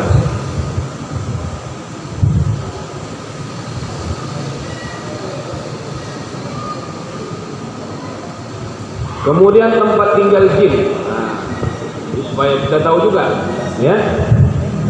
Pertama gua, ya, di gua-gua. Rasulullah SAW pernah dengan sahabat itu melakukan musafir. Kemudian pada malam hari mereka menginap di suatu tempat, ya, tentu di alam terbuka. Pertengah malam, sahabat-sahabat itu melihat Rasulullah tidak ada di antara mereka, ya, tidak ada di antara mereka. Kehilangan mereka cari, mereka tidak bisa tidur karena Rasulullah hilang. Malam itu merupakan malam terburuk bagi mereka, disebutkan dalam hadis seperti itu. Pagi-pagi hari mereka melihat Rasulullah keluar dari arah gua. Kemudian mereka bertanya, "Ya Rasulullah, kami malam tadi tidak bisa tidur dengan tenang karena kami kehilangan dirimu, wahai Rasulullah." Rasulullah menjelaskan, malam tadi ada seorang dai dari bangsa jin yang datang, ya, menjemput untuk mendakwahi kaumnya. Mereka ada di dalam gua itu. Jadi mereka bertempat di dalam gua. Ini salah satu dalilnya. Jadi Rasulullah pagi-pagi keluar dari dalam gua itu, ya, karena malam tadi dia berdakwah di kalangan bangsa. Kemudian di gunung, ya, di lembah-lembah. Ayat Al-Quran surah Al-Jin ayat 6 kalau salah, wa annahu kana rijalun minal insi ya'uduna bi rijalin minal jinni fazaduhum rahaqa. Apabila ada sekelompok laki-laki atau manusia yang minta pertolongan kepada jin, maka jin-jin itu akan menambah kesesatan kepada mereka. Salah satu kitab, ya, karangan Imam Al-Wahidi, ya, kitab Asbabun Nuzul, menyebutkan bahwa salah satu sebabnya ayat ini turun adalah adanya orang-orang kafir jahiliyah ketika mereka melewati gunung-gunung, ya, mereka minta izin kepada penunggu-penunggu gunung itu. Wahai penunggu gunung, izinkan kami lewat di sini, kami mau melintas, kira-kira begitu kan? Kalau di kampung-kampung, tabik-tabik tuan, kami mau lewat-lewat, ya kan? Nah, begitu kan? Nah, turunlah ayat ini menjelaskan itu, bahwa itu tidak perlu dilakukan. Kalau kita lewat gunung, lewat manapun, itu adalah jalan kita diberikan Allah Subhanahu Wa Taala. Jin-jin yang ada di situ tidak berhak untuk menghalangi kita. Yang kita baca apa? Bismillahirrahmanirrahim. La yadurru ma'asmihi syai'un fil ardi wala fis sama. Ya. Kita berdoa kepada Allah, baca doa-doa perlindungan. Nah, jadi salah satu tempat yang dijadikan oleh jin sebagai tempat komunitas mereka adalah gunung. Gunung itu hampir sama, berdekatan. Lautan, ya. Lautan juga tempat mereka. Bahkan lautan ini dalam satu hadis diceritakan, disitulah singgasana iblis. Ya. Dan satu hadis disebutkan, setiap pagi iblis itu melakukan apel, ya, mengumpulkan anak buahnya, setan-setan. Ya, setan-setan dikumpulkan semua, baru disuruh menyebar ke seluruh penjuru dunia untuk menyesatkan manusia. Kemudian sorenya mereka kumpul lagi untuk melaporkan hasil kerjanya. Ada yang melaporkan bahwa dia sudah membuat manusia syirik, berdusta, durhaka dan sebagainya. Tapi iblis menganggap itu biasa. Tapi ketika ada setan yang melaporkan hasil kerjanya itu bisa menceraikan suami istri, ya, maka kemudian iblis memberikan mahkota sebagai penghargaan. Jadi prestasi tertinggi dari setan itu adalah membuat rumah tangga orang dipecah, ya, berantakan. Makanya sekarang ini banyak perselingkuhan, ya, dan sebagainya. Nah, yang mau kita ambil sebagai apa kita di sini adalah bahwa iblis itu disebutkan di situ singgasananya adalah di lautan. Ada yang mengatakan itu di segitiga Bermuda, wallahu a'lam. Ya, maka ada bukunya dulu sangat bestseller dulu itu, ya, yang menyebutkan bahwa iblis itu ada di segitiga Bermuda, wallahu a'lam. Kemudian tempat najis, ya, tempat-tempat najis di mana ada kotoran, disitulah jin suka. Tentu jin-jin yang kafir, ya, termasuk di dalam toilet. Maka kita kalau masuk toilet itu ada doanya kan? Apa doanya? Allahumma inni a'udzubika minal khubuthi wal khaba'ith. Maka jangan lama-lama di kamar mandi, apalagi mandi telanjang, ya kan? Karena di situ ada jin jantan dan jin betina. Kalau laki-laki yang masuk, jin betinanya yang mengintip. Kalau yang masuk itu perempuan dalam kamar mandi, jin laki-lakinya yang mengintip. Kenapa mereka mengintip? Kenapa mereka melihat aurat kita? Karena mereka sama seperti manusia juga punya nafsu. Maka terjadilah apa yang terjadi. Ada jin yang suka sama manusia, ada jin yang cinta sama manusia.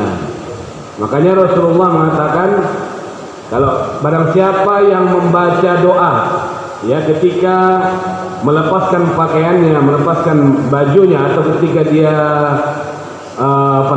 buka baju, ya, telanjang, maka bacalah doa Bismillahilladzi la ilaha illa huwa. Bismillahilladzi la ilaha illa huwa. Siapa yang membaca doa ini, setan tidak bisa melihat auratnya. Setan tidak bisa melihat auratnya. Kalau dia melihat aurat kita, kenapa rupanya? Bisa aja dia suka. Maka ada orang yang dicintai oleh jin, ya, baik itu perempuan maupun laki-laki.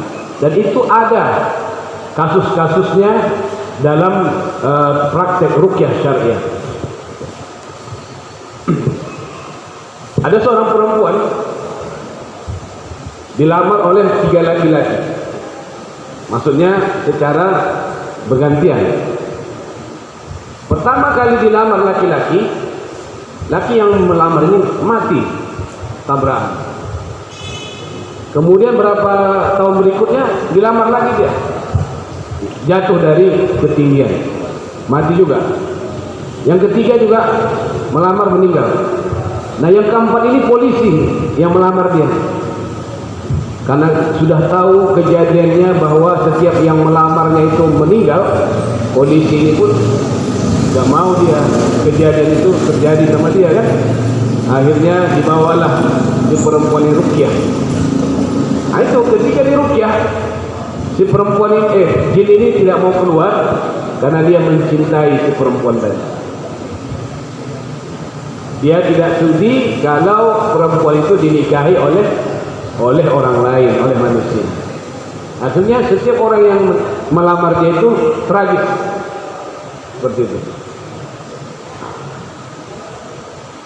Jadi jangan sampai kita dicintai oleh jin, ya. Kemudian tempat tinggal jin itu lagi lubang. Nah, ini juga disebutkan dalam satu hadis, ya, dan bisa kita baca juga dalam kitab fikih sunnah tentang adab-adab buang air, ya. Kita salah satu tempat yang tidak boleh kita kencing itu adalah lubang. Kemudian pohon-pohon yang berbuah, ya kan, dalam fikih kan disebutkan itu. Nah, kenapa? Karena di lubang itu, ya, kata Rasulullah, ada saudara-saudara kalian dari bangsa jin. Jadi ketika kita kencing di situ, ya, terjadilah tsunami kan gitu. Nah, kebanjiran mereka. Nah, akhirnya apa yang terjadi? Ya, bisa aja bengkak barang itu kan. Nah, karena salah tempat kencingnya, bengkak dia. Kencing sembarangan di bawah pohon, di semak-semak, itu juga bahaya. Perkuburan, ini juga tempat banyak jin. Makanya orang-orang yang bangkit dari kuburan itu bukan mayat yang bangkit, bukan rohnya, itu setan. Tidak ada istilah roh gentayangan, itu tidak ada. Nah, seperti film-film, ya kan? Ya, seorang perempuan diperkosa, dibunuh, kemudian rohnya gentayangan membalas dendam. Ya ada itu ceritanya. Yang terjadi itu adalah jin, ya, jin. Kemudian dia nampakkan wujudnya untuk menakut-nakuti manusia, untuk menyesatkan manusia. Jadi perkuburan itu juga sering dijadikan sebagai tempat untuk mencari dalam proses menuntut ilmu-ilmu, ya, ilmu-ilmu yang menyesatkan. Bahkan kadang-kadang syaratnya adalah mengambil kafan mayat. Tuh. Jadi di kuburan itu banyak jin-jin. Tapi kita bolehkah kita takut? Tidak. Kuburan itu biasa. Jadi begitu kita masuk kuburan, baca doa-doa yang dapat melindungi kita dari mereka. Kandang unta ini juga ada disebutkan dalam hadis, ya. Kenapa kandang unta? Wallahu alam, ini coba nanti kita cari apa alasannya, ya. Kemudian jin bersama manusia tinggal di rumah. Nah, ini juga ada. Nah, ini ada dua jenis. Ya. Pertama, jin yang memang diciptakan oleh Allah, dia tinggal di rumah. Namanya Amir. Itu bahasa dari kitab-kitab yang ulama, ya. Ummar, jamaknya ummar. Jadi mereka yang tinggal di dalam rumah itu adalah jin yang bernama Amir. Ada Amir sih namanya.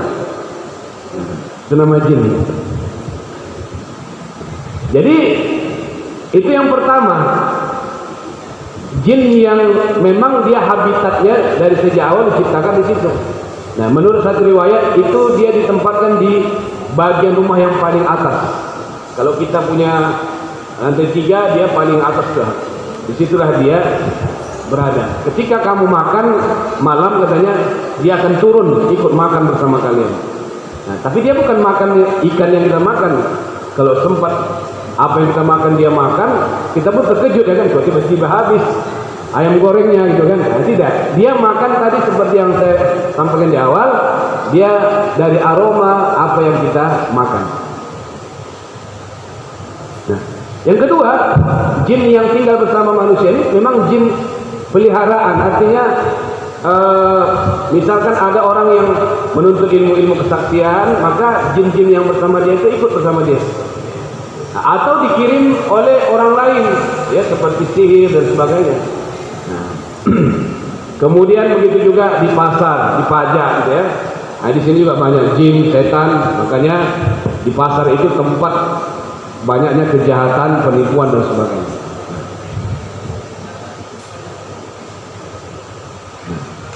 Kemudian interaksi jin dan manusia.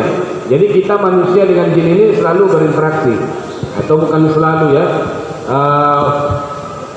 Bagi yang memang berinteraksi, tapi dalam hal-hal yang umum seperti sholat misalnya, ya, ketika kita sholat, ada juga jin yang ikut sholat, ya. Tetapi ada juga jin yang mengganggu orang sholat. Nah, disebutkan dalam hadis seperti ini, ya Rasulullah, Utsman bin Abi As datang menemui Rasulullah dan berkata, ya Rasulullah, sesungguhnya setan telah mengganggu sholat dan bacaanku sehingga kacau dan membuatku ragu. Nah, Rasulullah berkata, itu adalah setan yang bernama Khinzib. Jadi ada setan namanya Khinzib yang memang dia tugasnya mengganggu orang sholat. Nah, begitu juga dalam semua urusan manusia. Ada, ya, jin, setan yang ingin ikut campur, ya, melakukan gangguan-gangguan, godaan-godaan dan sebagainya. Nah, begitu juga dalam hubungan suami istri, ya. Dalam satu hadis disebutkan bahwa orang yang tidak membaca, ya, doa ketika berhubungan suami istri, maka jin, setan ikut bersama mereka. Nah, begitu juga dalam hal kelahiran. Setiap anak yang lahir itu menangis.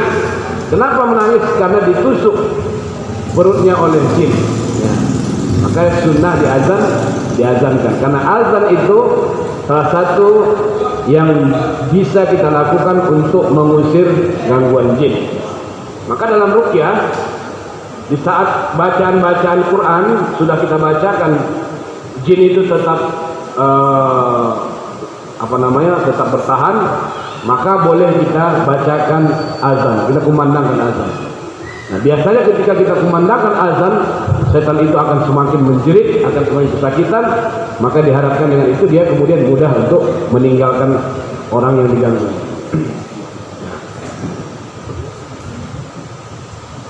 Jadi interaksi jin dan manusia ini ada interaksi yang dibolehkan. Artinya dibolehkan itu karena kita nggak tahu, seperti sholat bersama, kita nggak tahu. Ada yang interaksi yang terlarang, seperti minta tolong sama jin, memuja-muja jin, itu tidak boleh, ya. Nah, kemudian ada istilah qarin. Qarin ini adalah jin pendamping. Setiap manusia ada qarinnya. Ma minkum min ahadin illa wa qad ukila bihi qarinuhu minal jinni. Di dalam hadis yang lain, wa qarinuhu minal malaikah. Tidak ada seorang pun di antara kalian melainkan ada bersamanya pendampingnya dari bangsa jin dan ada dari bangsa malaikat. Qalu wa iyyaka ya Rasulullah, engkau juga ya Rasulullah? Qala wa iyyaya. Illa anna Allah a'ani 'alaihi fa aslama fala ya'muruni illa bi khair. Tapi jin yang mendampingiku atau jin qarinku, kata Rasulullah, Allah berikan pertolongan kepadaku untuk mengatasinya sehingga dia masuk Islam.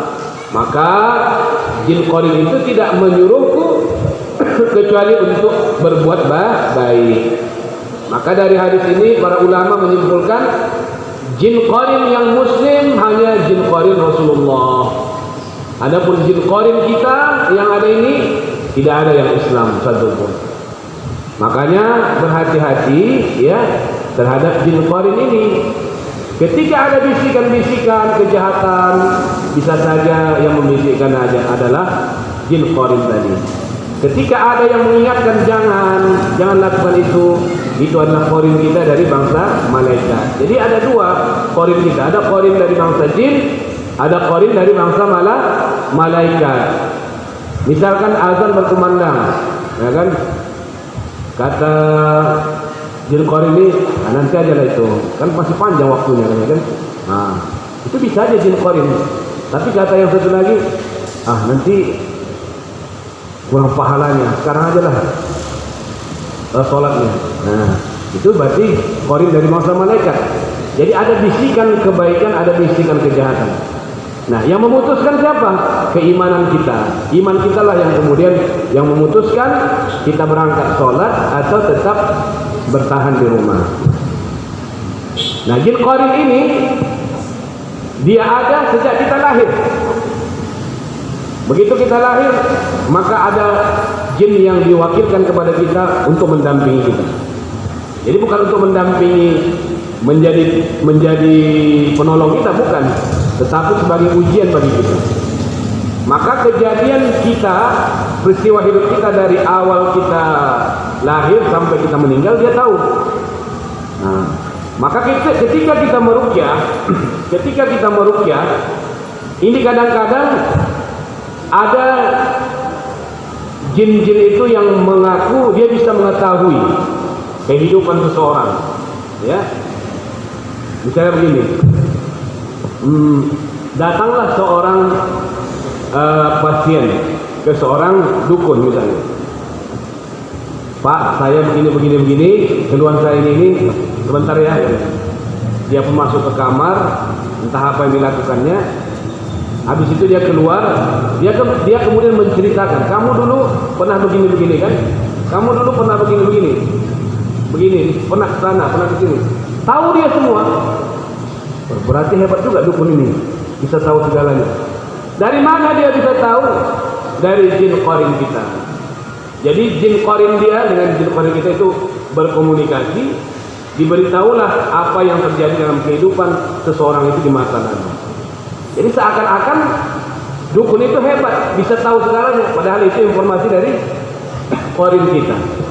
Nah, Ada kejadian di zaman dulu seorang ulama ya berhadapan dengan seorang dukun. Dukun ini menantang ulama ini, ya. Kau ambil batu itu, ya. Kau ambil batu itu, aku nanti tahu berapa jumlahnya. Kata si dukun ini. Ulama ini pun diambilnya lah batu tadi, dihitungnya 1, 2, 3, tapi tanpa sepengetahuan si dukun tadi, ambilnya 10 misalnya kan. Ditaruhnya di belakang, kemudian si dukun bilang, pasti batu yang kau ambil ini ada 10 biji. Yang betul 10 biji. Kau tahu dia ya? Ambil lagi. Ambilnya 15. Disuruh si dukun menerkanya. Kata si dukun 15. Ketiga kali pala dia diambilnya aja, nggak dihitung-hitungnya. Tidak bisa si dukun ini mengatakan berapa yang diambilnya. Kenapa? Karena ketika dia mengambil dihitungnya, jin qarinnya tahu sekian-sekian ya kan. Nah, jadi jin qarin itu melapor ke si dukun tadi. Oh, dia mengambil sekian. Tapi ketika batu itu diambil begitu saja tanpa dihitung, si qarin tidak tahu berapa yang diambil. Maka si dukun pun akhirnya tidak tahu berapa batu yang diambil. Jadi qarin ini bisa menjadi apa namanya, kalau manusia informan ya kan, kalau ini inform jin ya kan, tukang memberi informasi kepada dukun. Maka dukun-dukun itu seolah-olah mereka tahu perkara yang gaib, padahal itu informasi dari jin. Nah, jadi hanya jin qarin Rasulullah saja yang Islam. Fa aslama, lalu dia Islam, fala ya'muruni illa bi khair.